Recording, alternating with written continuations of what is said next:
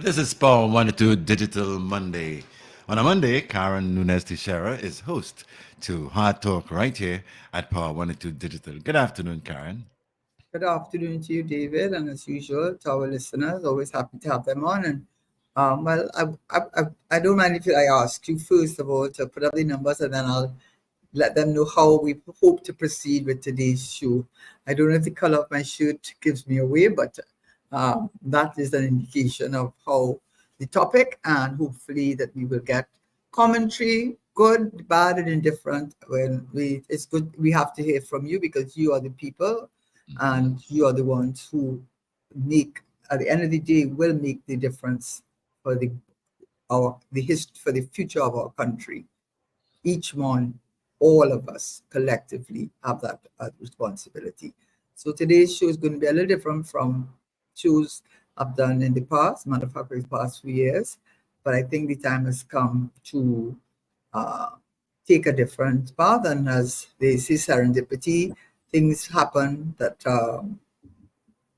you made a decision because next week, hopefully, we will be hearing from an excellent group team of persons on a topic, of course, that is near and dear to all of us. When I say near and dear, is of importance to all of us.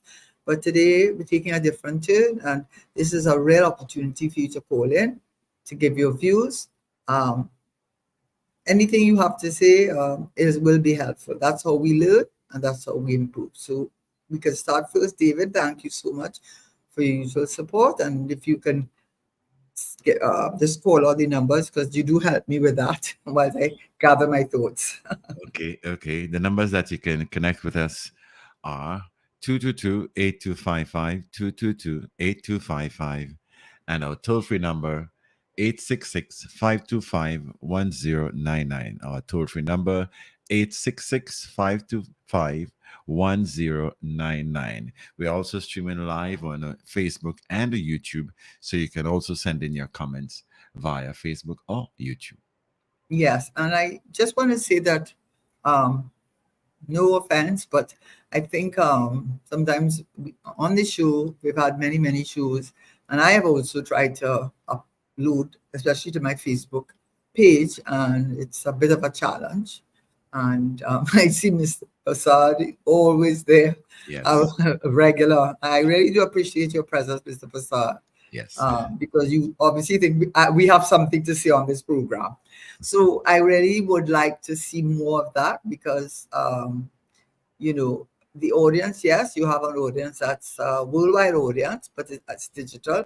But there's a much larger audience, and the larger audience would like to be able, like many of us, in our downtime and our quiet moments, to be able to tune in and listen, look at a program that would have been aired before, and form opinions, because that helps to form opinions. Because I can assure you, in the approach that I have taken, and I know David has an expression for me which I won't share, but it's intended to be it is intended to be a compliment to me. But the point about it is that I am passionate in what I do and what I say, and I hope I am consistent in what I do and what I say.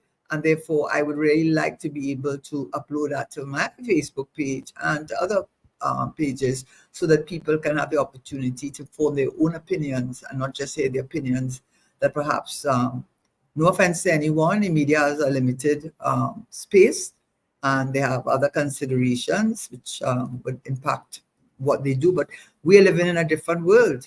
We are living in a different world, and we want to make sure that you take advantage of this different world. And so, um, having said that, today, um, next week, we will have an interesting topic with a team, and I don't want to say too much on it, but I think it will be of interest. But I think it's time that we all of us collectively, including myself, from a different perspective, perhaps, but definitely it is a common denominator among the citizens of this country, no matter where you go. No matter where you go, about the sense of disenchantment. For some people, a sense of betrayal in the way that the country, our nation, Trinidad and Tobago, has been governed over the last 10. It could go back further, but I guess the expectation was great. and certainly the opportunities were there to be taken advantage of. And I think that there's a sense for many that we're no better off. For many people, where some people are really better off. And we don't want to say that we don't want those persons who have worked hard to enjoy the fruits of their labor, but one cannot help but think that you know, the country is in real need of a change of leadership and a change of governance. And that's why today's topic, and I have on my hope shirt, and I am prepared to answer any questions, hopefully that I can answer them, no pun intended. It's going to be on leadership, party or country first. In fact, that's the question. I understand, I do understand persons who feel a sense of loyalty or disloyalty on the other side if they do not continue to support a party that they grew up with, their parents grew up with. But you have to be able um, to do what is, to think for yourself. That's something Lloyd Best, he wasn't the best politician, that is true, but he was a great thinker and he influenced many people in a way that we thought. And you have to be able to think for yourself and make critical decisions that are not only in the interest of the country, because that's taking on a lot, but the interest of your, if you want to say your children and your grandchildren. Do you think you're better off? Do you see the opportunities being equally or equitably distributed? Opportunities. So today we're going to be talking about hope. Yes, hope the party. And hope the party is not an acronym. It stands for, though, so it's not an acronym, so I can't say it stands for, but it provides guidelines, the words, the letters in the words hope. And the first one is honesty. The other one is opportunity, performance, so the P, and E is empowerment. That's very important in today's world. And when we look at what people look for in a government, and you hear the level of disenchantment and cynicism, and if you doubt that, you can look at the results in the last national election. There was the lowest in many, many years. I have the ABC report. And last 2020 elections, the turnout was 58 point something percent. It was the lowest it had ever been. Well, I didn't go back. I mean, it's every 5 years. I certainly went back at least 20 years. And the average is definitely in the 60 percentile. Not only that, and people say, you're attacking one, but I'm not attacking a party. They're the government. You want me to talk about? You want me to talk about the people who are not sitting down in Parliament? You want me to talk about people who are not making policy? You want me to talk about people who are not enforcing the laws? You want me to talk about them? You don't. I can't. They are not the ones in the seats of power, and we have to deal with that. We have to deal with the leaders and the leadership team that we have in this country. I do not think that I would find many people to disagree with me that we are in a serious what I would call headwinds, or why I call it an inflection point. And people criticize me and say, you're a traitor. You're not a traitor. No, you know what you're a traitor? A traitor is someone who sits down quietly. And I understand there are people who cannot speak out. I don't condemn. There are many people who cannot speak out because of the carrot. And that carrot is small. It's getting smaller and smaller every day, right? Because of the state of the economy and because of the nature of your leadership. Your leadership indicates by their utterances that they are intolerant. They do not appear to have any control over their emotions or their views, and certainly do not maintain themselves or hold themselves up in a statesman-like manner, which we want. You want that from your leaders. And what you get from your leaders and what we get from our leadership and our leader, it does not reflect that. So we start with the leadership, and don't underestimate the public, a leader. And I understand why people will not want to come out and give their views, but they say it to you all the time. They say it all the time. And it's reflected, by the way, from the EBC report. You can get a copy. When you look at the three Diego Martin seats, one of them is the Minister of Finance, Colin Imbert. Another is your Prime Minister, Dr. Rowley. And the third is the Minister of Communications. He's not communicating too well. I can't remember his name. It's his name. I just really can't remember his name. Truly. Anyway, whoever, whatever. Sorry, no offense, but I really can't remember your name. That's it. The communications, but not communicating too well to me. But that's not the point. The point is, when you look at the EBC report, the Minister of Finance, each constituency gets about an average of about 20,000. When you look at the report, it works out about 20,000 persons that vote, are eligible to vote. And in the constituency of Diego Martin, 43% of the persons who were eligible voted. In the Prime Minister's constituency, your own Prime Minister, it was in the 40-something percentile. I don't want to say it was, I think it may have been 46, 47, I might have it wrong, but certainly it was not 50 or it was not 49, and I do not believe it was 48. I don't have the numbers in front of me. And the other Diego Martin seat was similarly in the 40-something percentile. And then the national numbers was 50 point something. What does that say to you? You have to look at data. Data drives things. You have to look at data because data is telling you something. And what it's telling you is that people prefer to stay home. Prefer to stay home rather than vote. Now, that doesn't mean that it also says that those are the government strongholds. In the opposition strongholds, the average was in the 50-something to 60-something percentile turnout. Now, the government did have the higher number of voters turnout. I think 304,000 to the opposition. No, they had 350-something. Anyway, they got a higher number of votes. But when you look now at what is going on in the country with after the TH elections, where they got completely wiped out, and you have the opposition gaining a seat in Maruga, you only need 21 seats. You need 21 seats to form the government. They have 22. So when I hear people say it, and let me tell you something, I listened to Boris Johnson. I'm not no great admirer of his, by the way, but that doesn't mean you can't listen to someone when they do seem to make sense. He says, you want to know where you have a democracy is alive? He's saying in America. When it's so razor thin that you can't tell who's going to win, it tells you, well, for good or bad, that your democracy is alive.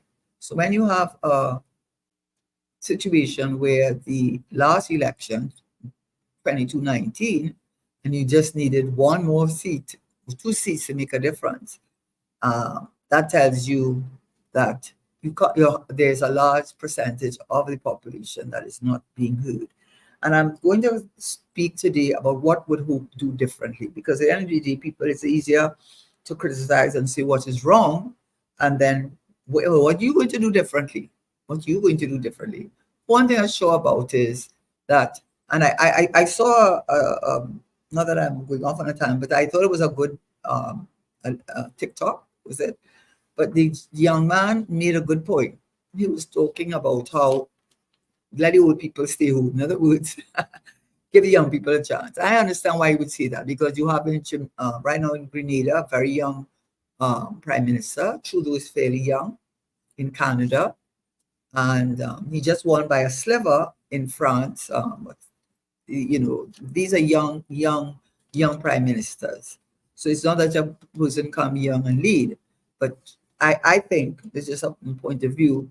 Experience, especially, you can't trade in experience, and many of the people like Mia Motley and others have, you need experience, a good combination, but you need to pass on the baton. And why do I say leadership is important? Because we all know Lee Kuan Yew story of Singapore. It's about the size of Tobago. They didn't even have water. That's how bad things were. I mean, the illiteracy rate was extremely high. I mean, you talk about poverty, and they had no natural resources. Yet, with his strong leadership, he was able to convert Singapore to one of the leading economies in the world. But you also see other leaders, Mandela. who gave up his life for love of his people, a lawyer, educated man, spent most of his life. I went to Robbins Island actually. I actually saw this cell where they had kept Mandela, and the rock that he would go to when he would go to get messages from the outside world to him, to let him know what was going on, what transpiring, and spent over 20 years of his life, and then became prime president of South Africa. You have Mahatma Gandhi, who again another lawyer, another leader, who led the movement for after in 1948 for the independence of India. And of course, we have Dr. Martin Luther King, doctorate in theology, who was one of the leading voices in the civil rights movement and walked over, what's that, Salem, the bridge, that bridge, giving the leadership to the people. And for good or bad, you might see Castro, depending on your point of view. And also what we do know, that the leadership of a party is extraordinarily important. And so when we go to the question of leadership, what is our leadership team?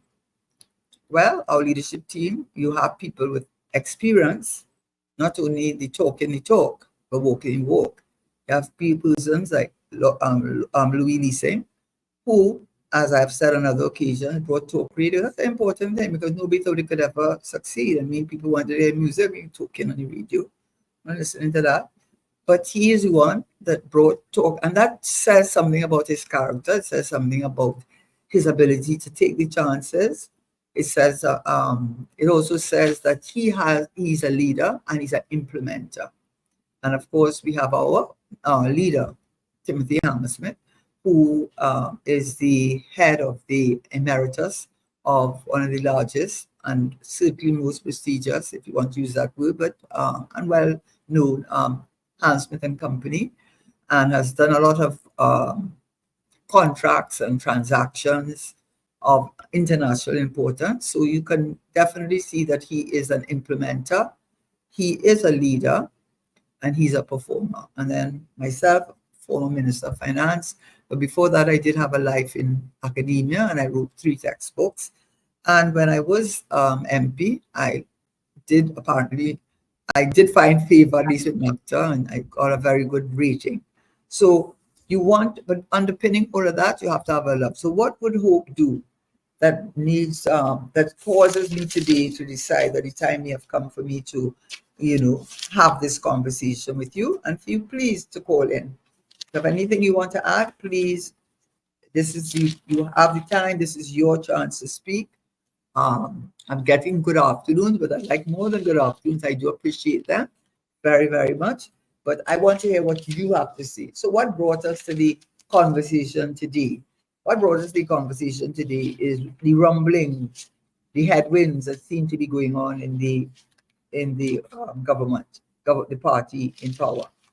And I feel I have a certain level of authority maybe to speak a little bit on it because I was in government in that same party that it's now formed our government. And among the same person, among many of the persons who, including the Prime Minister and the Minister of Finance and the Minister of Social Development and the Minister of CARICOM Affairs and Foreign Affairs. So I think I know a few well. I knew a few of them. I've been in the cabinet with them. Also, who's now the Speaker, Richard Anisette George. She was for a short time Attorney General until she was removed from that position by the Prime Minister. And so I do know a few of them well from that perspective. So what are the things that would move me today to say that I want to see what we will do? Well, we heard it first from when Lehan says basically it's not it's not a royalty. You don't put on a crown on somebody's head and then say they be that doesn't make you a leader. What makes you a leader? When you're in your home with your family and you want to give your favorite son a position, although he don't deserve it or may deserve it, he might deserve it or not, but you like him the most for whatever reason. Maybe he most like you. You like his style, you like how he is. You want to listen to your study and you like him. That's the leader you're going to put in charge of the business. And well, then you do not understand what leadership is about. So the concern, of course, started with the talk, and it was an article whether Stuart Young was the prime minister's favorite person. I mean, he was sending those signals. So I'm not the one sending the signal, but people responded. So Robert Lahunt, said that, that's not how we do it in the party. Then that unfortunate incident with the speaker, sorry, not with the speaker, with Stuart Young, who was seen to be the one appointed. This is what people say, and that's what the articles say. I said the nastiest, most vile, disgusting, misogynistic, that's the word that the speaker used, homophobic, bordering on criminal language. That was her words, not mine. I don't think that the speaker could have used more colorful and more descriptive language to describe what she had to have considered the vilest of language. And that is who you want to be my leader.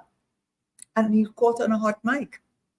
And the speaker and the minister of finance didn't catch it, did he? All he said, boy, you could say something like that according to the papers. And then of course, then he said, you're on the mic. And coincidentally, the speaker rose before she had to make the decision whether or not to send him to the privileged committee. But my view is, having been inside there, and it's just my point of view, she was persuaded not to do that. But I think she felt strongly enough that she gave him a tongue lashing that he never thought he would have gotten from the speaker. And that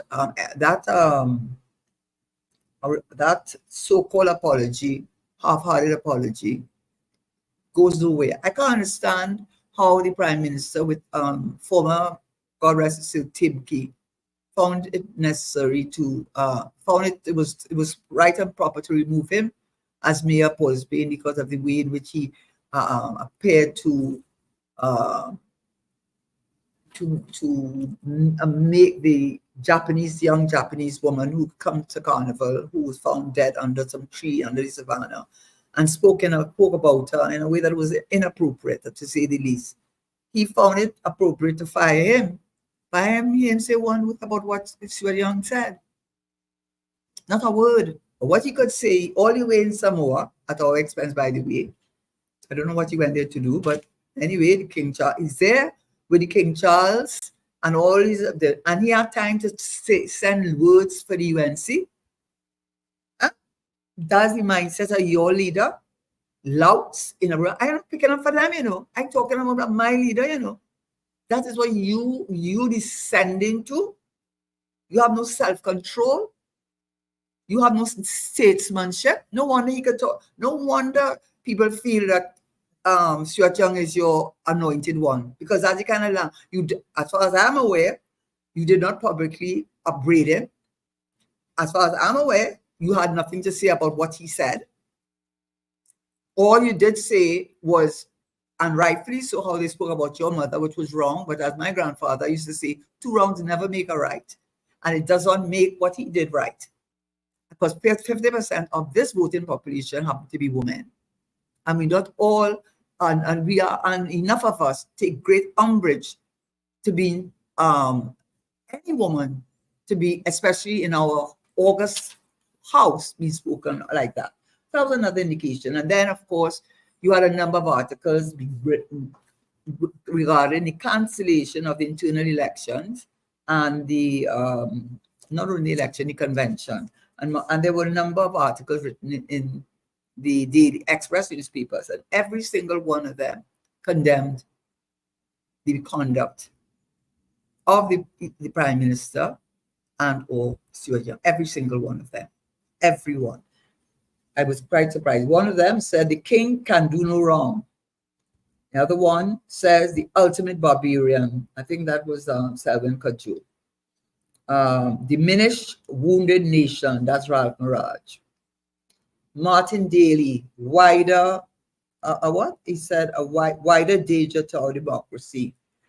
And finally, Rafiq Shah, need for mature leadership. All of them, every article. There was not one article. I read you out all the headings, all the articles, all the opinions.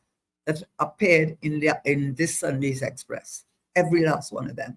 And regarding the one with Martin Daly, why it is relevant is because they cancelled the internal elections, which is not for the chairman or the leader, without getting general counsel's approval, and that was ultra vires the constitution of the PNM. So they went to ratify it at general council and give the impression that all is well in the world. And from the Anna Ramdas report, many people, one, took objection to being told to vote by a show of hands. And secondly, after the 140 person, according to the report, only 70 of them were in agreement with the cancellation, not postponement of the internal election. So something is not right in the party, and understandably. So it brings us to what would the Hope do differently? Well, one of the things that we started with, we said we'd have a 180-day plan, because one of the biggest problems with this government has been its lack of implementation. They talk, but they do not walk the walk. So we have sat down and given an indication of what we will do.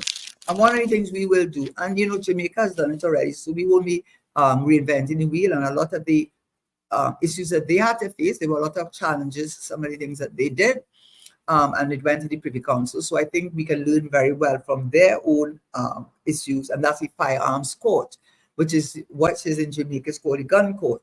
We know that about 80% of the murders in this country, because it's two big problems: crime and the economy in a broad sense. So if we look at the crime, we want to establish in the first 180 days our own gun court or firearms court.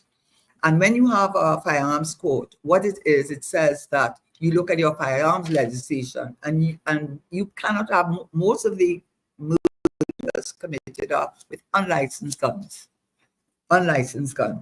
And so in Jamaica, and actually they've nearly cleared up their whole backlog of cases. I was looking at reports. You don't have a jury. There's not a preliminary inquiry. The burden of proof is on the accused. In other words, you are found with all guns, as I understand it, have some ballistic way it's like they have their own DNA tracing. I don't know much about that, but they have ballistic identification. And it would be able to let you know if that firearms is a licensed firearms or not. In Jamaica, if you are found in possession of an unlicensed firearm, you're taken before there are three courts, and that was part of the problem, and they resolved it.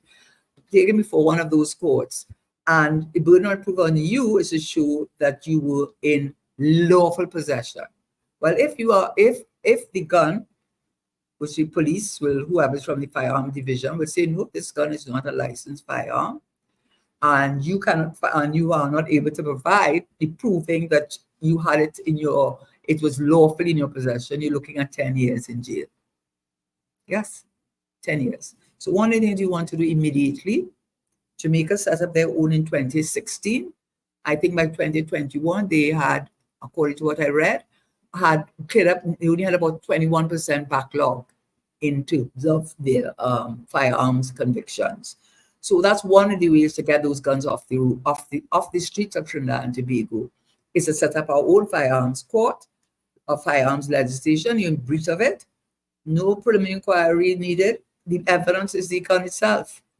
And that takes us another thing: DNA and ballistic testing, investigation, tools, and a database.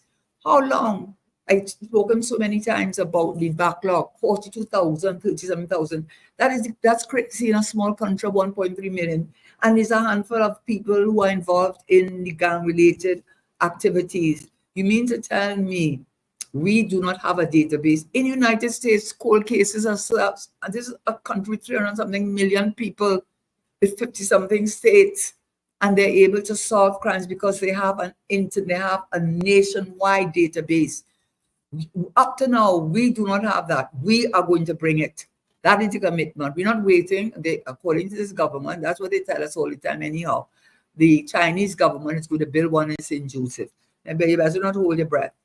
They told us that a few months ago, but they were supposed to build one for the DNA testing. We will deal, whether we have to bring in the staffing, whether we have to bring in the specialty, however we have to, we will deal with the backlog, because the backlog of DNA testing and setting up a database and a ballistic testing and a database, you are going to be able to get a lot of not only the guns off the streets, but the persons who are the perpetrators of a lot of those crimes. That's a scientifically proven approach, which anybody who watches television knows that many crimes have been solved since DNA has been introduced, especially with the level of sophistication that we have with DNA testing today. And that is a promise we make. Another thing that we will do, and which I feel very strongly about, is the DPP. How many years that DPP has been, under the Constitution, he is insulated from political interference. And that is probably the problem, that they cannot tell him what to do. And they cannot give him the instructions who to prosecute, who not to prosecute. But he's under tremendous pressure. I know that he's under. I will just say for full disclosure, I taught from a very early age, and he was one of my first set of students. I have the highest regard for him. And I think he's a very honest man. That's just my opinion. But that's not the point. He is the DPP. And he has been begging for years for a full complement of staff, and they will not give it to him. There was a big hullabaloo in the papers with his Chief Justice and the Attorney General saying nobody's stopping you from hiring people on contract, and all kind of nonsense. This man has not been given his full complement, not only of actual lawyers, but HR staff. And the Chief Justice, no offense, because I have nothing against the Chief Justice, but even his opening speech in one of the law terms spent a good bit of his time talking about how the DPP failed to send over the indictment in electronic form. And the DPP now had to respond in public and say, but we had an agreement because of the backlog and because I do not have the HR resources that you would accept the indictment in the written manual form or electronic form. Why did it have to come to that? Why did it have to come? So we will give him the staff. Not only will he get a staff, but he has to have the fight, because he is responsible for criminal prosecution, his department. But give him a special prosecutor office, separate and apart, not housed in the same office, separate and apart, dealing with what as one of the newspapers said, white collar crime is violent crime because it's extortion, it's money laundering, it's bribery, all of these, and corruption.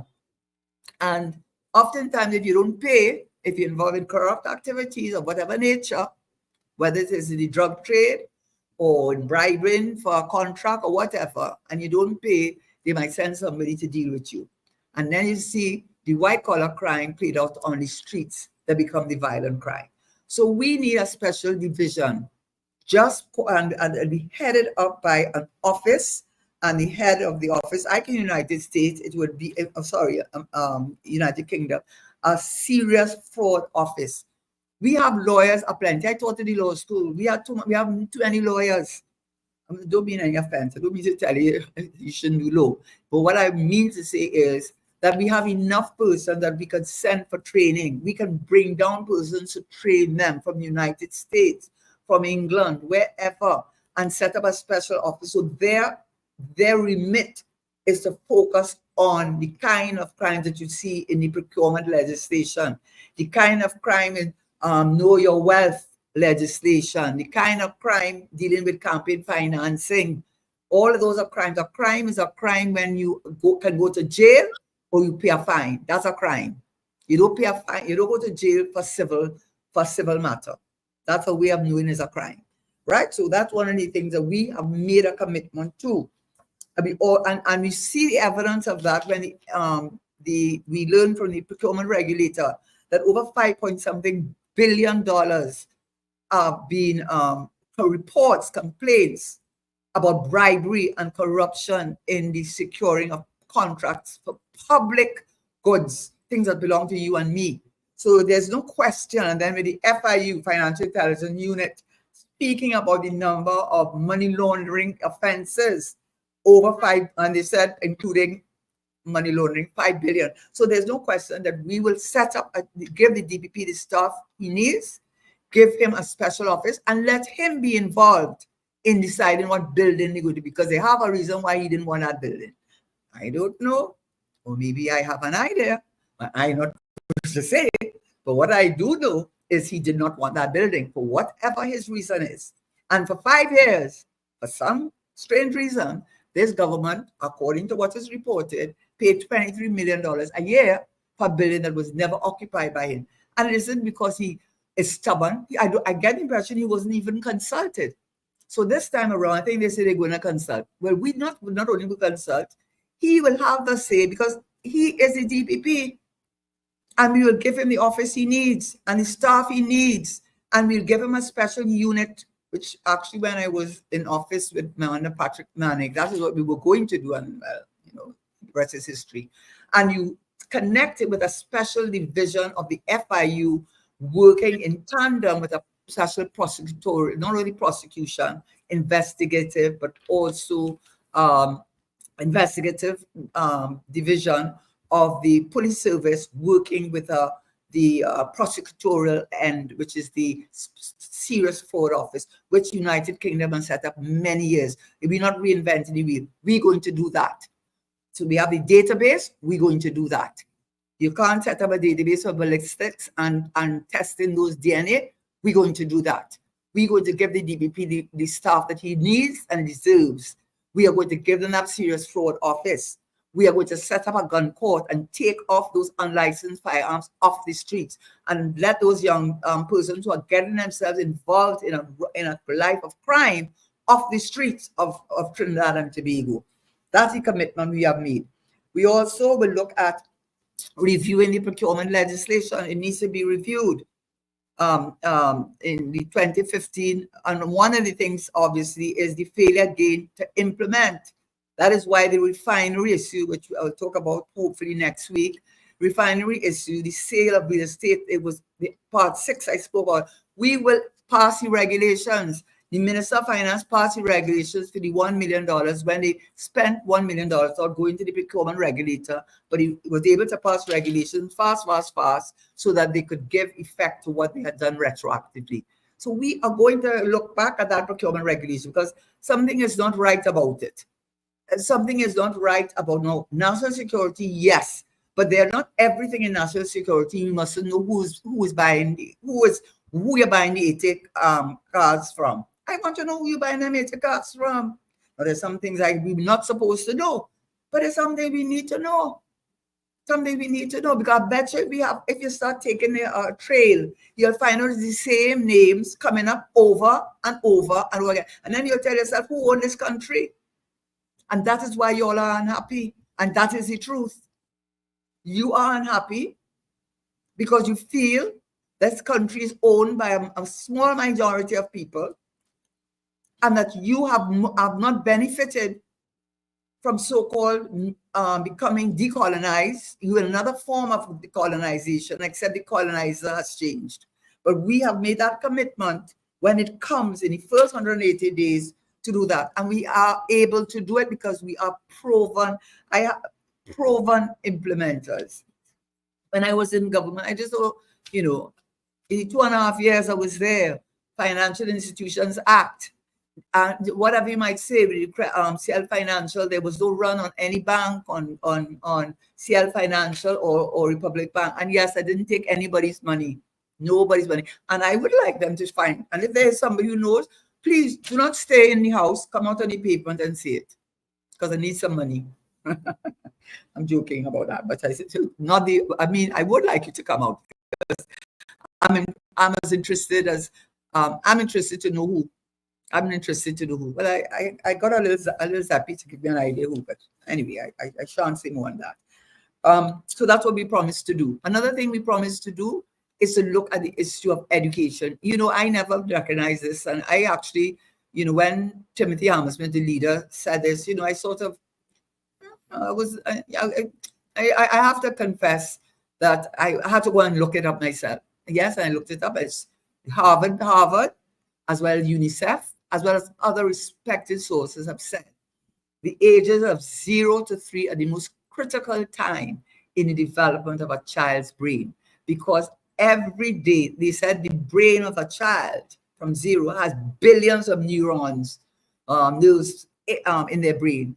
but they need something to connect it, the synapses to connect it. So they can learn language, they learn understanding, whatever it is that helps to develop them. And every day in the first 3 years of a child's life, 1 million neurons are formed or are connected a day. 1 million. Can you believe that? They say never in the history of your life again will that ever happen.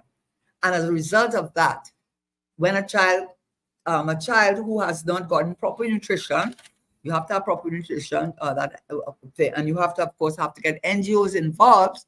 But the 0 to 3, we will start the education from 0 to 3, because that is when the neurons, where the learning starts to happen.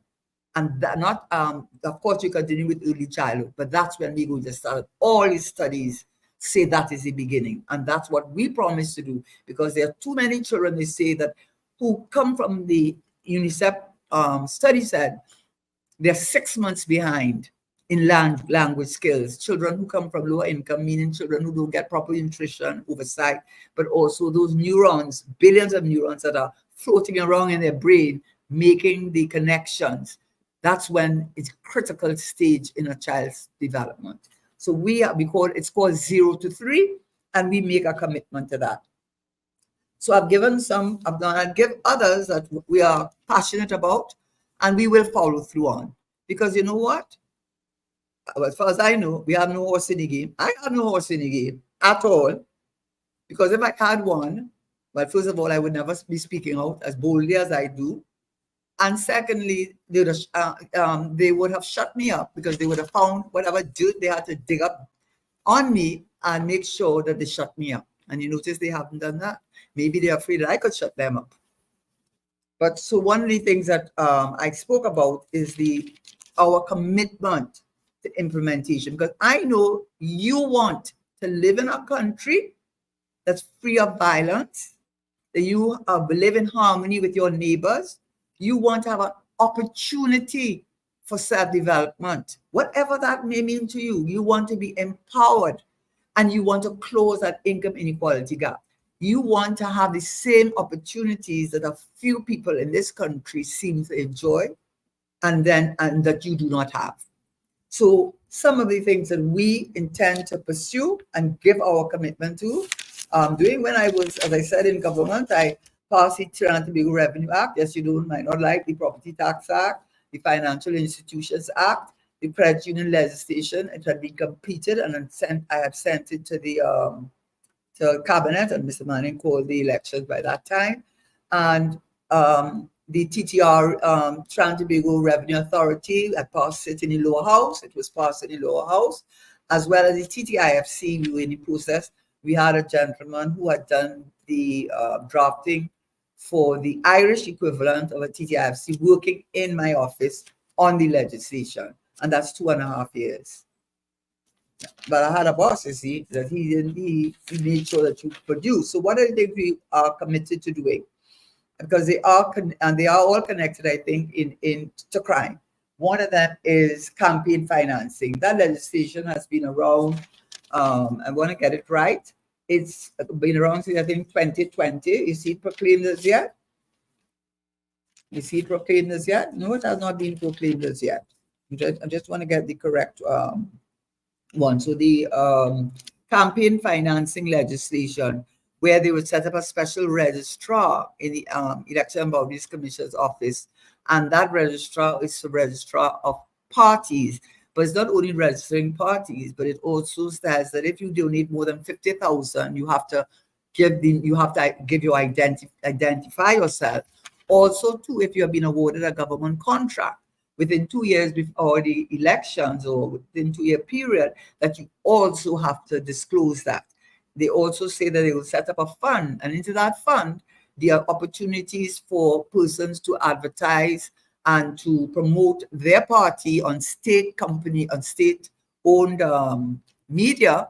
Will be given, depending on the size of the party, obviously, too, will be given the opportunity not only to promote their party, but also to get it not only at 12 o'clock at night when nobody's listening, but also at a time when you have a high listener viewership. And that legislation has been passed in, by the way, in Jamaica since, I think, 2016. It hasn't been passed in Trinidad. They passed it, but they have, I should make correction. Passed, but not proclaimed. Proclaimed means implemented. They have not implemented it, so it's not law. So as far as you're concerned, they talk about it, it's not law. The other one they talk about is the civil assets, explain your wealth legislation. Act 8 of 2019. It's not an act, it's a bill. Why is it a bill? Because it's not proclaimed. It's not the law. And I saw them talk about it. We will pass it. Jamaica passed it already. You see the one with the campaign financing?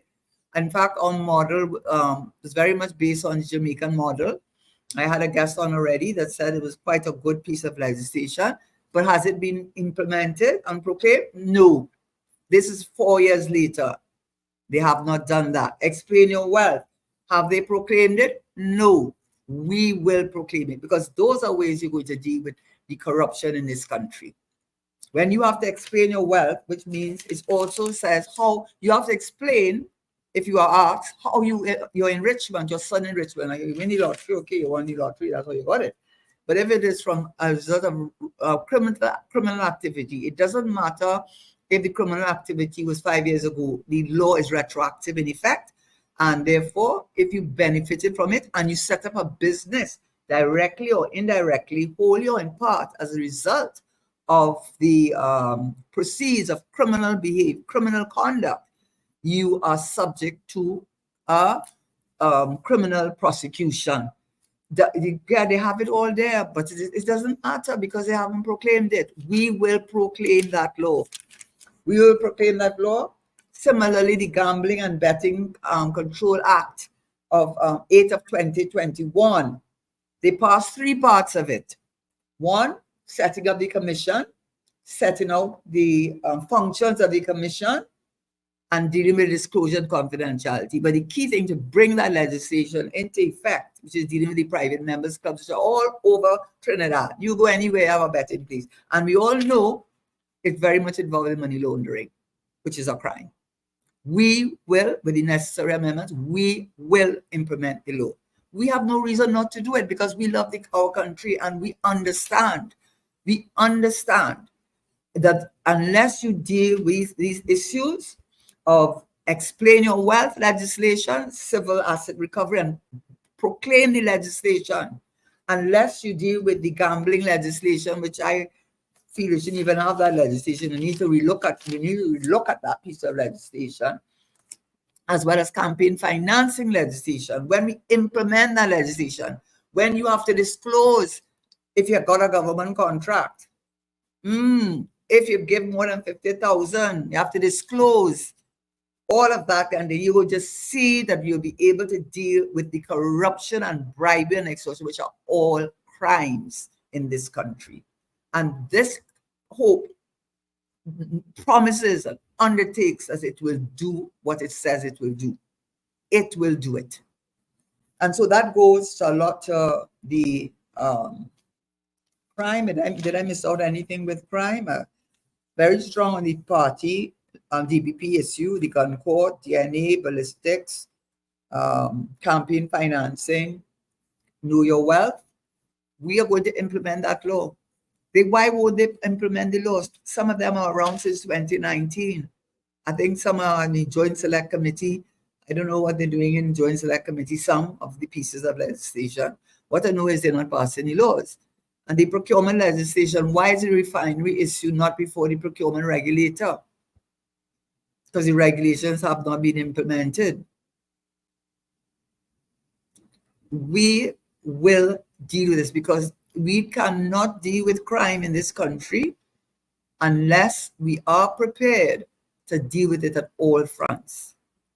The Revenue Authority, we have to relook at that with the issue of the enforcement officer being part still in the public service. That certainly was not the intention, to have the enforcement component of the Revenue Authority outside of the remit of the authority, because that's the whole idea behind the authority, that it would have the power to hire, fire, discipline, promote in a way that you don't have that type of authority if you are in the public service. So those are pieces of legislation that um, Hope is committed to implementing. Anybody has any questions they'd like to ask before I move on? Because there's quite a lot there about crime and what Hope will do. And we're not telling you we will do it. But as long as I am part of Hope, we will do it. And as long as Timothy Armstead is our leader, he will do it.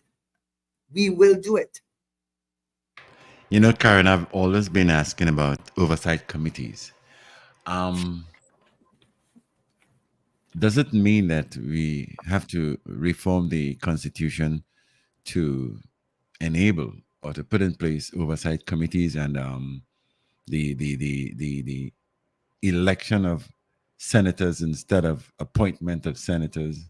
Um, are those constitutional issues, or can that be taken on at cabinet or parliamentary levels? Well, they are constitutional issues if you want them to have statutory authority, because I don't know if you remember the Economic Advisory Board that soon fell apart after a year because it did not have the legal teeth for it. And I'm glad you mentioned it, because one of the things that Hope has committed to, not in the first 180 years, you can't expect to do 180 days, years, my apologies. Sorry, 180 days, which is 6 months. 180 years, you probably, all of us won't be here. None of us will be here. But 180 days, you can't expect to achieve all that you'd like to achieve. But there's some things you can do and you can do. But in the longer looking at it, the point you're bringing up is something that Hope is putting forward as something that should be brought as part of our constitution, and that is establishing a fiscal council. And the fiscal council would sort of, what is this rule? Because you see, the reality is, I don't know if people realize that the economy is in serious trouble. I didn't want to spend today going over all of that kind of data, but it is in serious trouble. And one of the things that you want is what you have in America, which is the equivalent of the central bank, which is their Fed Reserve. The president appoints the chairman of the Federal Reserve, but it has to be confirmed by the Senate. It has to be confirmed. His appointment must be confirmed by the Senate. So what you need here is a president, which is one of the recommendations we have made, is that should be by national advisory. Let me get the exact terminology. A national advisory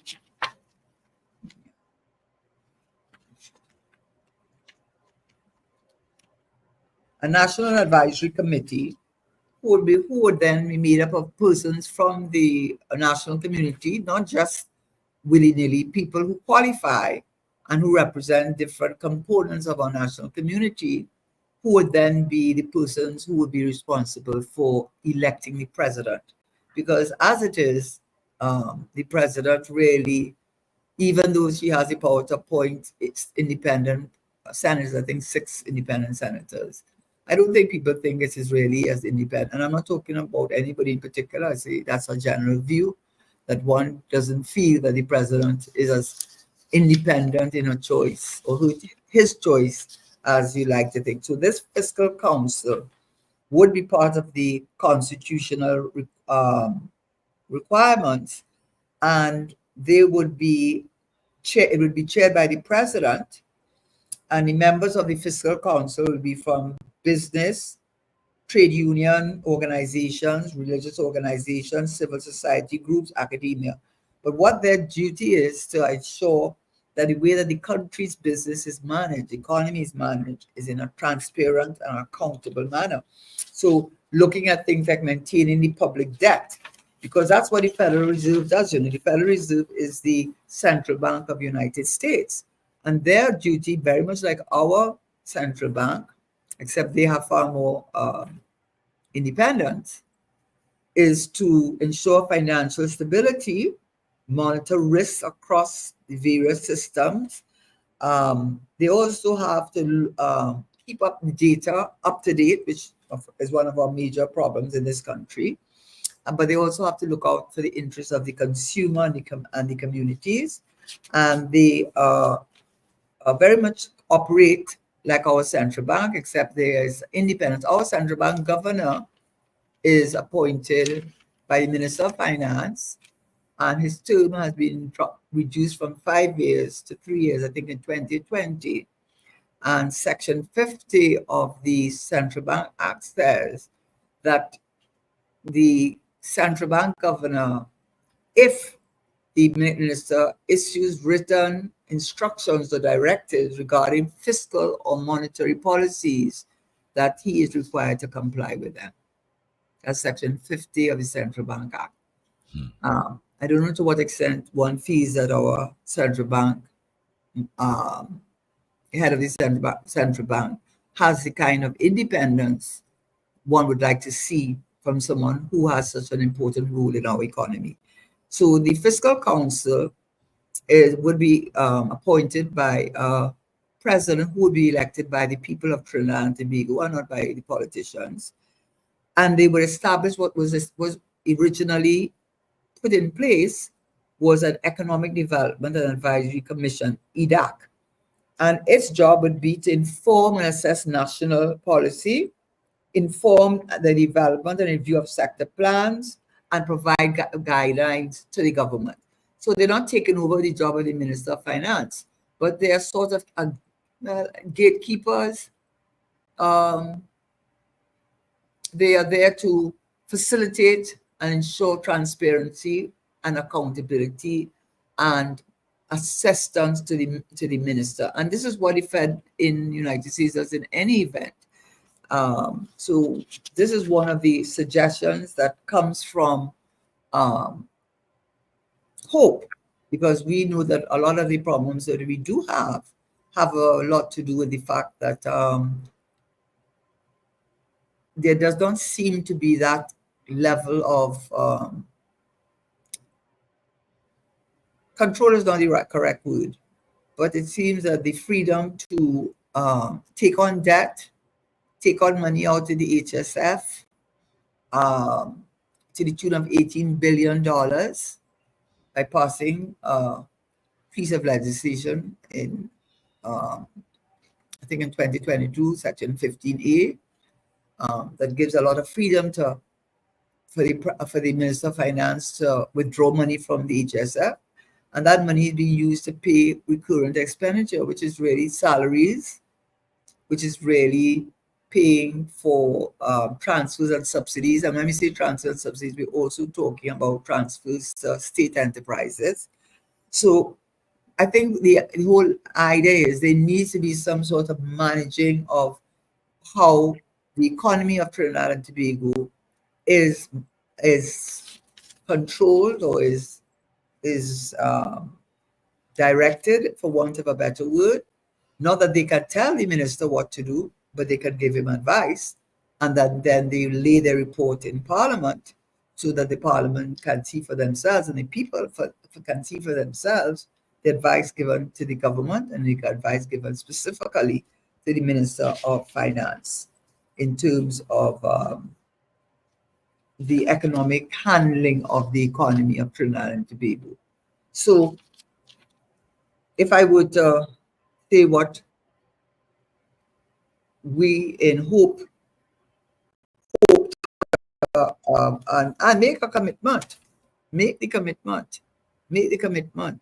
to implement is, as I said, the gun corps, the DPP, the DNA, the ballistics, the procurement legislation, and in particular the sale of real estate, and that is the refinery, the campaign financing legislation, make sure it is proclaimed, explain your wealth, the proclamation of that legislation, and the gambling legislation, because all of that is contributing to the level of crime in the country, be it money laundering, extortion, bribery, you name it. And something has to be done, and the legislation simply is not in place. because it's not in place, it's not enforceable because it has not been proclaimed. And that is something that we at Hope will do and give our undertaking to the people of Trinidad and Tobago that we will do. It's time for the wealth of the country to be shared among all of us. So that brings me, of course, now. So I think I dealt to a large extent with crime, because the major thing is the unlicensed guns and the ability to detect crime is very low detection rate of about 12%. I dealt with that last week. I don't want to revisit that again. But one of the areas I think that I saw a member of the opposition, or was a member of the opposition, speak about in, I think, one either very recently, and it is in total agreement with that. You see that we are continuously dependent on for revenue, major source of revenue for this country from a product that's extremely volatile, meaning its price you do not have control over. And you have seen for yourself that the issue of production, regardless of what the government has been saying since 2018, 2019, Dragonfield has not happened. We are going into 2025 just now. That's 7 years later, 6, 7 years later. Are we any closer to Dragonfield? And even if we got Dragonfield, which I've said many times already, there are complications with that with Venezuela and America. We may have Manatee, we may have Cocina or Coquina, I don't know if I'm pronouncing it correctly, but still it's not enough production in this country to meet our energy needs. So for a country that has continuously and consistently relied on the energy sector, when in the face of the facts, every time you read in the budget, every year, except for 1 year, you did not have a deficit, which means your revenue is always less than your expense, is much less than what you project your expenditure to be. So you're taking your revenue figure based on the price of natural gas and oil, and mainly natural gas. And every year, except 2022, every single year, you have a deficit. Something has to be wrong. Something is wrong for us to continuously rely on energy and the energy sector alone.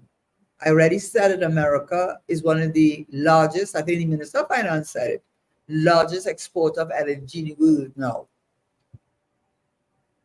And they also have a huge production of oil because they're using shale oil production, which is something that has increased their supply of oil, the hydrocarbons, whether it's the crude oil or the natural gas. And you have Europe with huge inventories after the issue with Ukraine and the pipeline blowing up and being held at ransom. So how can you continue to run a business? You don't even express a strategic vision for the country. What's the strategic objective? The strategic objective for Trinidad and Tobago is to have a crime-free country. The strategic objective for Trinidad is to take those guns off the street. The strategic objective for Trinidad and Tobago is to deal with the corruption and the extortion. Through how? Through the passage of the legislation and enforcement of the legislation. Critical pieces of legislation. That is how you get rid of a lot of it. How do you deal with it? The DNA database, the ballistic database, the testing of the ballistics, the testing of the DNA, the setting up of a firearms court, giving the DPP the staff, setting up a special prosecutor office to deal with white-collar crime. This is the way that you deal with crime in this country. And we are committed to doing that. We're not only committed to doing that, we are committed to doing that in a transparent way, because we are not going to, the people have a right to know within reason, if it's a national security issue, that there are certain things that clearly you cannot expect any government to disclose all of its information. But there are things like scanners, Well, how have you allowed a situation to be where the scanners are not working, where the OPVs are down? How have you allowed a situation to arise in this country where the transshipment of the drugs into this country, everybody knows, everybody knows that it's coming from the Latin American countries through our coastal porous borders? How it is you don't know that? How it is you don't know that the scanners needed replacing? How you don't know to fix the scanners? How you don't know to fix the OPVs? How you don't know to fix the ships that you bought, the hostile ships and the other ships you went to Australia to go and see and bring back, and neither of them, both of them out of service. And the ones that the opposition bought, they out of service. How? And then you're having people in Tobago telling you they'll use fisherman boats to help with surveying the waters. I mean, that's where we reach. You know what the problem is. Do not tell me you do not know what the problem is. You know the problem in Trinidad and Tobago, the root cause, I should say, the root cause of the problem in this country, and when you're dealing with crime, is the transshipment of drugs and cocaine. You know that. And everything that should be put in place to deal with it appears not to be working. And every institution that should be up and running to deal with it, with the proliferation of gangs, you have not been able to deal with it. Something is wrong. Something is terribly wrong. And I am not saying anything that you do not know. You know it. You have to know it. It's talked about every day. And yet nothing is done. Nothing appears to be done. Let me put it that way. And that's what the people want. They want to be able to leave their house and not be afraid they'll get held up. They want to be able to go for a little lime and don't feel that they have to look behind their back every minute. They could go to another country, go to the United States, go to another Caribbean island and not feel secure, like Barbados. I'm not saying those countries don't have crime, but oh God, they want to have, they want to have that sense of security and safety. And they do not have it. They don't have it for their own personal safety. Their children, yes, your children and your grandchildren. Every day in the papers, tell me you don't read about somebody got murdered. If a day passed in the papers that I don't read that somebody got murdered, that is news. That should be a headline in the papers. No murder committed this today. 545 murders already. For about 2 weeks ago, they put it in the papers. 545 murders.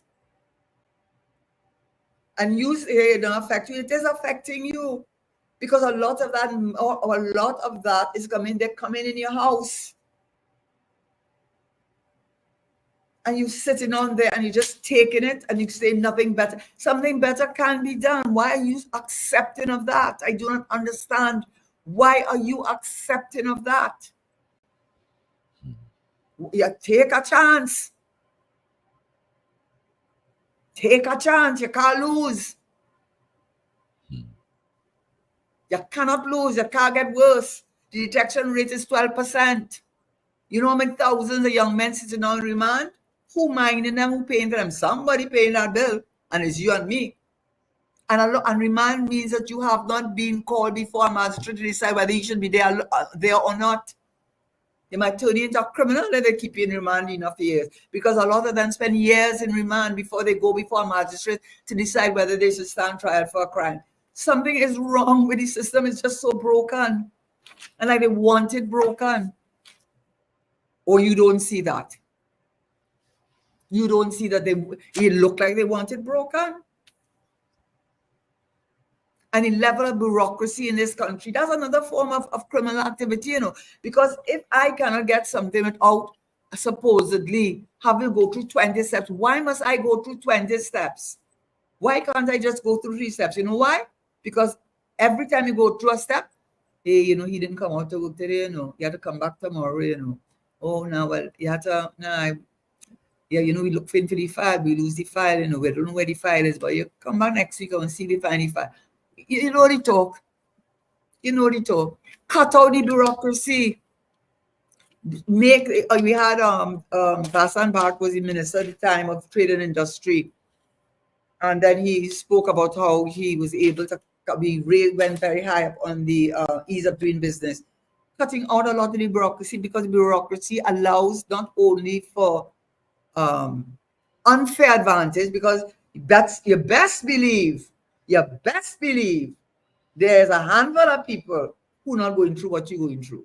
You best believe that. Right? You don't find something wrong with that? You don't find something wrong with that? You're not tired of being given promises that they never keep? Where's your position today? Any better than it was 10 years ago? You have to ask yourself that. Dr. Hossain said that the cost of food has gone up 43% since 2015. Don't you understand? Where's your side? When you go in the supermarket, when you go in the grocery to feed your children, it's costing you 43% more. And I saw you not talking about fancy cheeses like Gruyere cheese or crab. I'm sure he's talking about basic food, peas, rice, potatoes, things that we only. I know that because I saw tomatoes support. I was in shock. I see $41 for about 6 tomatoes last week in one of the supermarkets. I said, I know food prices have gone up. I know that, but it is ridiculous. And you're just taking that. And so the food gone up, according to Dr. Hossain, 43%. Our debt, all that foreign exchange, they came, and that case, I saw Mr. Mariano Brown made a good point. He said that no matter what you do, you will never have enough foreign exchange to satisfy everybody. You notice Scotiabank cut it down to $2,000 a month in US currency. You read between the lines now. You're not, come out of the sun and read between the lines. $2,000. But he ended the article. Well, the person who wrote the article, let me put it more correctly. The person who wrote the article said they need to have a policy position with regard to foreign exchange, because it cannot be right.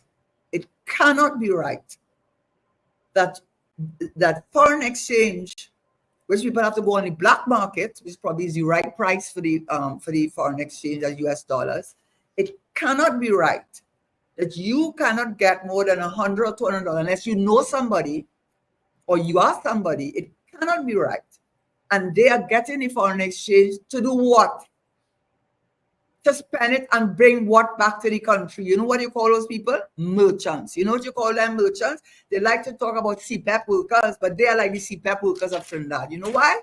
Because they're living off of you, because they are not making a contribution to this country, because they're using up your foreign exchange. And I have a feeling they don't repatriate a lot of their foreign exchange. I have a feeling a lot of people have the US outside, and I don't blame them, because they don't have confidence in this economy. Okay? But it cannot be right. It cannot be right that the merchant class, regardless, in a country like this, when we are relying on oil and gas, and I looked at the figures last week, I'm not going back over them, and a lot of these companies in the petrochemical industry, which is where we really make the money, the revenue for the country, they are leaving. They go in America and staying there. Right? Just leaving. What day will you wake up and then say, oh my God, how would this happen? You watching it in your face and you see it happening. And it cannot be right that they are given, because if they have all of those cars and all of those clothes, I don't think they make them in Trinidad. Maybe they make them, but they have to buy. I'm not talking about the manufacturers. I'm talking about the merchants. If they are manufacturers, all praise. But I'm talking about the merchants who sit on there using up your foreign exchange, bringing nothing back to here. and paying people low income jobs, which can't even mind them because the cost of living is so high. And the minister and the central bank governor saying he intervenes. They have to have a policy. I was reading an article, but I didn't get a chance to go over it again. But I think they have like a 2-tier policy, the IMF. So I think they would make a distinction between, well, to me, what is the purpose of your getting, if you are being allotted foreign exchange and it is going to help to earn foreign exchange for this country because you are involved in activity that employs people at good paying jobs, inflation protected jobs, that's what they call them. Inflation protected jobs bringing revenue into this country, by all means, and you are also bringing back that currency into Trinidad to build Trinidad and Tobago, then you are contributing to the development of this country. But if you're not doing that, you are no better than, though you, even if you have the money, you are no better than you are just sucking this country. That's how I feel. That has to be dealt with. There are so many opportunities, and we need they said that 37,000 visitors in Tobago. I do not doubt they had 37,000 visitors to Tobago for the carnival. I want to know how many of those 37,000 visitors were from Trinidad. I just want to know. I also want to know, of the 37,000 visitors that were there, tell me how many were from Trinidad, how many were from Tobago. I mean, from United States to elsewhere outside of Trinidad. So in other words, bringing in foreign currency, because Barbados money and EC money, we want their money too. I want to know that, and I want to know where they stayed. Right? But I don't want this 37,000. That doesn't mean anything to me. Right? And that's what I want to know. And I want to know, when will you get serious about cultural tourism? I think cultural tourism is it, right? Because that is, if you do a SWOT analysis, and I always say it, Mauritius, you look at these countries, you look at, we don't have the problems like a lot of other Caribbean countries have with hurricanes and, the things that really affect them and affect their tourist product. We don't have that, but we have a cultural tourism that nobody else has. But you need standards, which we do not have enough of that. Why can't we start looking at that with the agri industry? Why can't we stop paying lip service to it? Train these people, because they need the training to get them to standard in terms of marketing, packaging, what is required in terms of agri and agri industry. More food security from 5 billion, from the 7.3 billion, bring it down. Bring it down. When you go in supermarket, I go in supermarket all the time. I see things inside there. They have ice on them. You know why? Because nobody's buying them. I always wonder, I said, well, why are they been bright? We have no money in the country. People are having a hard time. And you bringing in all this nonsense in this country. I am not saying we go back to just the hard times that we went through. It doesn't work. I'm not advocating that. I am not advocating that at all. What I am saying is, there's so much I see in the supermarket. I wonder, do we need to bring in all those apples and pears? I'm sorry. I'm not saying no bringing any, but I'd be so glad to see us encouraging people to go back to growing citrus and mangoes and making mango jellies and guava jellies and guava jams, which some of the companies do make, but I don't know where they get their guava from. I have a feeling it's not in Trinidad. But you can get it from one of the other CARICOM countries. Ghana is a good example. And in the energy sector, nobody's saying stay out of the energy sector. I'm not saying that. There is opportunity there. There's the bunkering. There is the expertise that we have that we could use, build a TTIFC on that, because I don't know if people know, but in Chicago, when they started the International Financial Center, it was started on the basis that they had cattle. And because they were known for being the home of cattle or whatever, they use that as a launching pad. We are known for our expertise in the natural gas industry.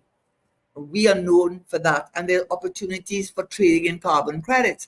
The minister in the Ministry of Finance has already spoken out against FinTech Hub. He didn't speak out, but he warned that there's an opportunity um, for criminal activity of the white collar nature. He did. It's on. If you go and visit the site, I read it myself. It said that he did warn about it. Why you want to do that? Why you want to do that? I like the angle that you're taking now, talking about cultural tourism and diversification. It has been a word bandied about on many occasions and never ever put into real effect where the people can benefit or get themselves involved in to live better lives and to secure some kind of stability. But I think we are richly resourced. We have a lot of resources that we can really divest into that can create an upswing to the economy as it is right now. Because when we talk tourism, I mean, Trinidad, we might not look like the St. Lucia. Trinidad itself, I know Tobago, we can say Tobago is like a St. Lucia, or based on the being in the Atlantic Ocean and the different kind of marine environment that they enjoy as compared to Trinidad. We are closer to South America, where the Orinoco could spoil the quality of our seas and all of that. But outside of that, I mean, I have done a lot of work on my own in observing the tourism aspect of, you know, revenue earning and forex earning to an extent. Because I try my best with that pitch lake thing, and I have been shut down, and I have been all the bureaucracy and thing. It's difficult. How will Hope approach a diversifying of the economy where that is concerned? Well, one of the things I think, which is I call it the best of both worlds, because you're right. Tobago also has antiquities, so they have the Tobago weddings. They also have their own culture, so let's not dismiss that. No. But Tobago is known for its sunshine and sea, and it's an unspoiled location, unlike many other Caribbean islands that have become very commercialized. But so if I had and I was on TIDCO board years ago, so maybe that's part of the passion here. But what you want is a cohesive approach. You have to look at the different sectors and build it around one thing called, I say, cultural tourism. There may be another word for it.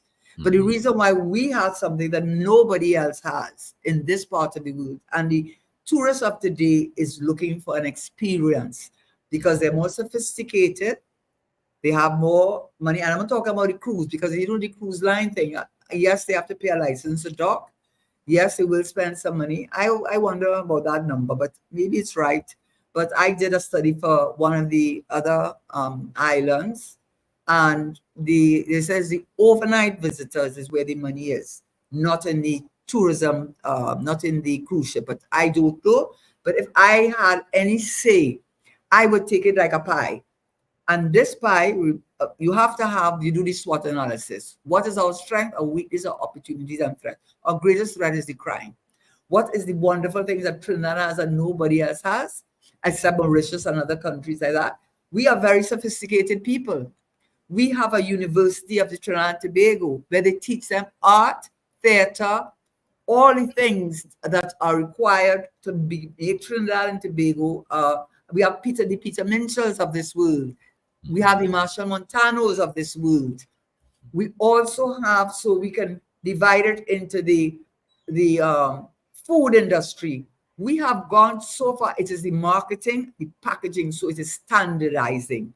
It is standardizing. So you have a food sector for export and also for local consumption. But the export, and I think the chocolates and the rum-based drinks are excellent starting point, because Trinidad, as well as the pan industry, building the pans, and they build the pans. I know I've told you already, a young man who is who you would say is very disabled, actually, very disabled, built a whole business and got married, had a beautiful home and everything. So, and had customers all the way in Sweden and Norway, because he would have the steel pan built packaged nicely, what with maybe the story of steel pan to make sure it's known from Trinidad and Tobago. So build a steel pan industry where you have these young people who are building these steel pans as an industry, exporting it. This is the home of steel pan. Nobody can take that away from us, and we should not allow that. That's one other sector. Then we have calypso, we have chutney soca. So we have that whole music thing where we have a very sophisticated audience and a very sophisticated performers. So we have the music, the festivals, we have the food. You can't beat Trinidad for the variety of food and the chutneys that we can produce. So what I am saying is, even in clothing, in batiking, what I'm saying is there are various sectors, and then, of course, you have the doing the you talked about going to the where you were the pitch lake is tour guides, but trained, because I have gone on these. There are people who are well trained as tour guides, and you can have the tour guides do a thing on Americans. Go first company, second company, new grant. Give the history of those things. A well trained, and then put on have a restaurant that serves food but elegantly, not everything is about presentation and first world. People in Trinidad are too traveled to have this kind of, it's first world they want, a first world experience. But you can do the tour there, the American tour, the Temple by the Sea, dependent on what restrictions they may be, because it is a religious site. But therefore, I don't know how that would be managed, going and recreating, as Malaysia has done, recreating a village where how people used to live. And you can do so much into the artists in this country. We have some of the best artists in this country are still alive. The Sundiatas are calling the names, the Norrays are calling the names, because people know the names. I hope I don't forget any of them. Ryan Williams. I mean, we have, I know there are lots more, so I don't want anybody to social. There are many more, but those are the ones that come to mind. We have a whole thing that you have an artist section. So you take all the disparate pieces and you put it together, both for the local thing, and then you have, of course, the carnival. You have the Diwali. You have the spring festival. We have Paramin. We have so many things, and you take that and you break it into the right pieces, and you put into there's somebody who is going to be in control of the standard, because that's what we lack. You go to European countries and they're not better off than we are, but you go to any of those countries, the way that they maintain their places, the way that they insist on the standards, and that is a problem I think we have in Trinidad with the standards. So I think cultural tourism, with what we have in terms of food, festival, tours, the Pitch Lake, the Walter Raleigh story, do something museum. I know that's something you're passionate about, David. There is so many opportunities for them. And then from that, you go now to Tobago. And Tobago has their antiquities and they have their sun and sea. And you get proper, people can build Airbnb. The man in the street can do training courses in how to run a proper Airbnb, how to run a small little bistro, how to run, to do catering for small groups. There's so much opportunity, but you need someone who has the vision, who has the experience, and who has the standards. But you can make billions of US dollars and Euro dollars in this Trinidad and Tobago in developing the tourism industry. And then you can branch off into medical tourism. I know that Vanessa James is a very big proponent of that for Tobago. You can also still have the autonomous, anyway, the ones that like to watch birds. You can do that. It doesn't mean that you say you only go do this. You have the Panthers, but do it at a standard. Don't do it in this kind of rough, ready-made kind of, a lot of these people travel. When you travel, you think you go to places like Greece and you go to places like Switzerland, you go to places like, you see the standard. You see the standard. Why can't we insist? It's not, that's not money. That is leadership and standards. But we can develop a whole industry and market Trinidad and Tobago as a cultural center of not only the Caribbean and Latin America, because I don't think anybody, maybe Brazil, but they still don't have what we have because we're English speaking, right? And plus, two, they don't have the chutney soca. Look, I don't think anybody could compete with us, but we got to do it right and get the right person. And that's a whole sector that could earn so much foreign Exchange. earnings, and not for one small handful of people. Right? It's not for them alone. It's like they alone must get everything. Why them alone must get everything? Let everybody get a piece of the cake. You don't have to be over rich. You have enough. Let them have their Airbnb, but train them. They don't know what it is. When you go to these European countries or a thing, you go online, you can see how they set up their places. Sometimes people do not know. They don't know because they don't know, but they need somebody to guide them. So the whole tourism sector might take 5 years to finally get it where you want it, but it has so much. And guess what? You know what you want to invest in it? And it's a renewable resource. You know what a renewable resource is? Human beings. Yes. And you're keeping alive your culture. Guess what you're doing? Best Village. All of these things, you make it more sophisticated. And the younger generation, look at what we have done with steel band. All the little young children, my grandson playing steel band, right? They have children's carnival. They know to keep the culture alive. But let us not keep it alive just for our entertainment. Let it monetize it. And the same thing with the farm to table. We have so many types of food that when you're talking about panchakrama, we can make all kind of versions of panchakrama. It's all about labeling, and all about packaging, I really think so anyhow. And the same thing with chocolates, Trintaro chocolates. There is so much opportunity in this country and even in the energy sector to become the experts, not in the region, for the natural gas and the petrochemical. We are the leaders, and we can build up a whole international financial center with carbon credit chain, because they buy and sell carbon credits. China use up so much carbon credits. So you can have your little. So the opportunities that all you need is vision. All you need is a strategic plan, and you need to implement and make sure at the heart of everything you do is the love of the people. Make sure that when you go into it, it's not to put money in your pocket.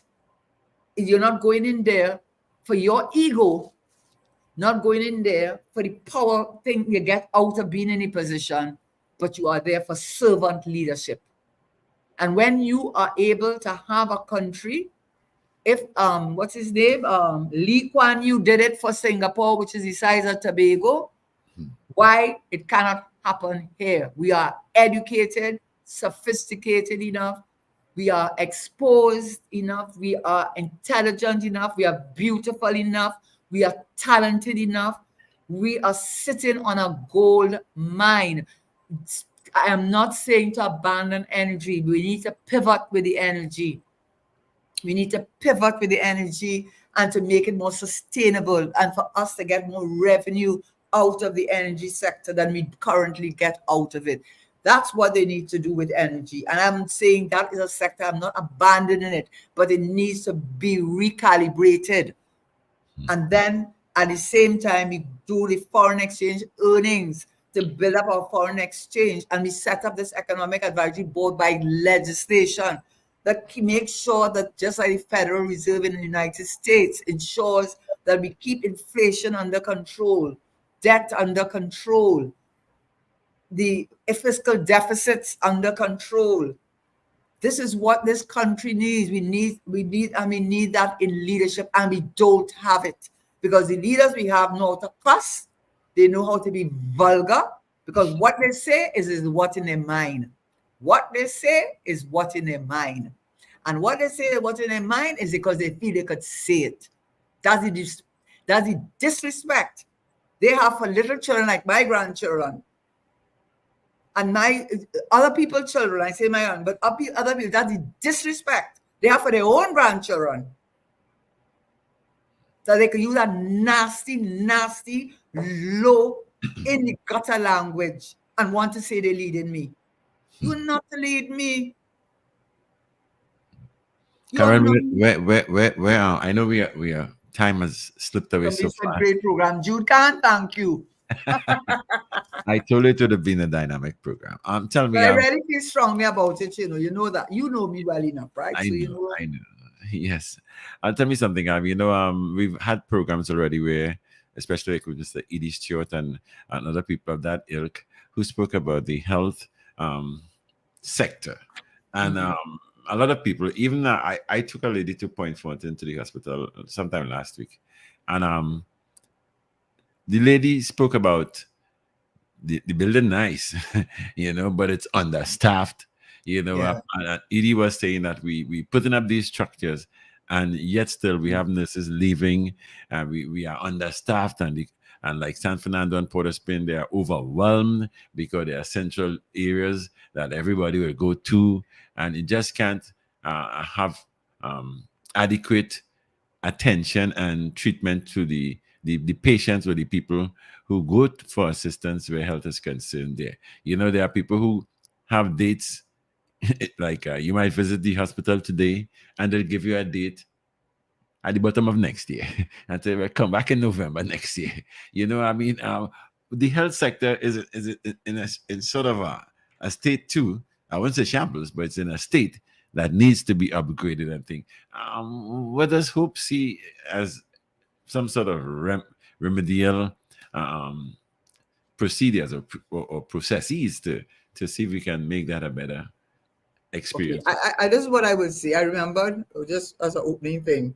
Um, Many years ago, when they built the Scarborough Hospital, I was working with the law firm that represented the government in the dispute with the contractor. But I Mhm. do remember they were Canadian consultants. Anyway, they were trying to say that it's not the number of hospitals you have, it's the number of clinics. Trinidad has a lot of clinics.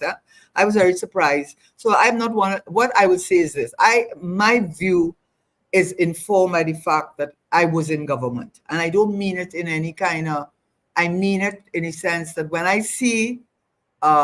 look at the issues of Trinidad and Tobago, I'm looking at it from a very holistic point of view. And the issue of the nurses and the level, the extent to which they leave the country, a lot of countries have that problem. United States has that with their teachers, they have that with their nurses, and a lot of Asian countries have that with them going to England because of better opportunities. Hospitals, brick and mortar are not the answer. Clearly it is not the answer. And I think a lot of that had to do with the politics and rather than addressing the issue, which at one time I think that was going to be taken a more um, rather than treating what is an ounce of prevention is worth a pound of cure. Well, Mhm. the amount of franchises they have in this country selling a set of food to make sure that people have heart, diabetes, and all kinds of problems.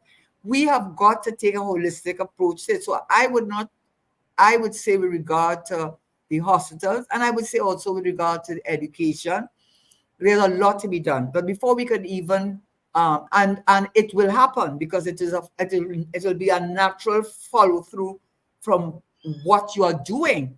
What you want is a leadership that is committed, a leadership that can do and does understand what needs to be done, a leadership that understands its commitment to the people of the country, to give each and every one of them an opportunity to empower them, to forget the performance and stop the old talk, and to give people the hope for a better tomorrow that they seem to feel that they don't deserve or they do not are not going to have. They can have it and they will have it. So to answer your question with the hospital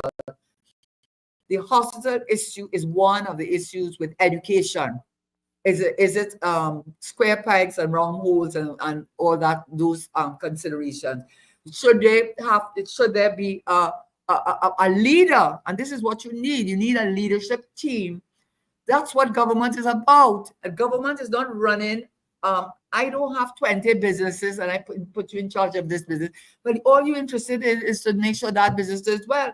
But when you are the leader, you're interested in the 20 businesses and how all the 20 businesses interact with each other to help the business, the shareholders benefit. So when I would, to answer your question then, to me, the issues that have to be addressed, and I think in the United States, I would want the United States to have a more direct intervention in Trinidad and Tobago with regards to the crime situation. People have to face the reality. Nothing else has worked. And either you want it, if you either want it solved or you do not want it solved. We need to have an elected president, not appointed president who has no power, right? We need that in this country. And I just want to say one last thing. We are getting the chance now because he's 75. He looked like he's tired. Must have been tired for quite a while. He wasn't tired enough to say those nasty words.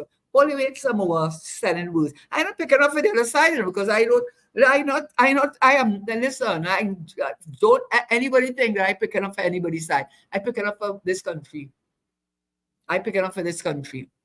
And what I'm saying is, you need a leader that has vision, has a strategic plan, articulates it, speaks it to the people, resonates with the people, let them see their part that they can play, and give them hope for better play, and to let them know we are going to work together. And this preferential treatment that some handful of people get, that everybody notices in this country, it has got to stop.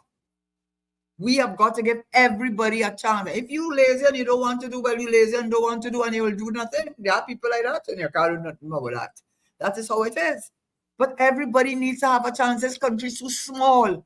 So to answer your question, you will find that people will have a sense of loyalty to this country, have a sense of wanting to build and see the hope for the country and see, oh God, things are turning around. There is a better life here for my job. I may not make the same money I can make in another country, but I have a good standard of living. And Trinidadians are lovely people. They're warm and lovely people. They're friendly people. You know, I would go down to Morocco. Maybe I won't make the same amount of money, but I have a good standard of living. I can have a nice little home. I can have my children go to whatever lessons that you want them. I mean, when I say lessons, I mean things like singing and dancing, whatever they like to do now, swimming or whatever it is, or whatever it is that children want to do. But they can have, some people want to stay, lots of people love Trinidad, you know, they want to stay here, but you can't stay here when you see a sense of hopelessness, when you see a government where you see the FUL license, you're writing to the COP and saying, if you can assist, not if you can assist, what about asking about a FUL license for your friend? And then after you've shut down the quarry in Waterloo for being illegal, his son applies, who's your good friend, his son applied on June 5th, and 2 weeks later, they let him open back up the quarry. When you see the Inez Gate, they've gone to the thing, you pay at least about 100,000 less than the going rate. When you see you abandon the 550 houses after they make some inquiries as to the RFP for the job, all of a sudden, you're not another word you hear about it. When you see the refinery is not under the procurement regulators' oversight. When you see these things, you have to worry. When you see the OPV is not working, the scanners not working, the cars, you know, I know they can't last all, you know, it's not, you know, you can't expect them to last forever. But, you know, there's so much that makes people feel that there's a lack of trust and confidence, to be frank with you. And I'm not talking about a trust and confidence in terms of, I'm talking about in terms of leadership and in terms of the ability to give us a better day. It looks like there are people there who are there, the love of power, the love of position, and the love of whatever else that they find attractive about it. But I think too little is about the people. And I always remember Mr. Manning used to tell me this, and I didn't understand it at the beginning. He always would tell me about, you have to love the people. I used to say, well, he tells me that all the time for. I wonder if he really mean that. But he really meant it, you know. He said you have to love the people. If you don't love people, don't be in this business. It's for people who love people and who can do the job. And I am telling you, hope can and will do it. Give us a chance. Because my goodness, I don't think we could get much worse than that. And they can say what they want. If they throw, that people are free to have their point of view on what I've said. But I genuinely believe it is time for change and to give someone else an opportunity to run this country and to bring back hope for many people who feel hopeless, disenchanted, and perhaps for some betrayed. Well said, Karen. Well said. I want to thank you so very much, and I know we can expand on the Yes, topic of sure. leadership, country or party first, and maybe we can do it again at some other time, as because Party could never come before people. I know the election bells will be ringing very soon, so we need to have options because I always say like I'm on the fence, I'm on the white line, so people have to inspire and motivate me to stay in my finger. I've had enough of the jokers and those who are, they're just for, like you said, for power and stuff. I think a lot of young people, you see a lot of stuff on social media now where they are really disenchanted and fed up, and they're airing some of them very obscene, they have reached that stage. So if we can get the people who take to the podium to talk issues and the issues that affect us positively or with And effort. implement and implement. Yes, yes. I think it will make a big difference with the development of our beautiful Tune Island. Yes. Well said to you too, David. And have a good afternoon, everyone. Thank you for listening. And I would really love to see these programs up on Facebook. Um, I would appreciate that very much because after that, I'm not very technical, honestly. That's one of my not such, um, you know, it's not one of my strengths. I'll put it that way. But I know the power. I know the power of the media. Mhm. I know the power of the message. So good evening to everyone, and thank you for joining us. Okay, See you thank you next so very week. much. Thank you so very much. Bye That's bye. it for today's edition of Hard Talk with Karen Nunez Teixeira. Karen will be back next Monday. And like I said, we stream live on Facebook and YouTube. At any time, you can always send in your comments.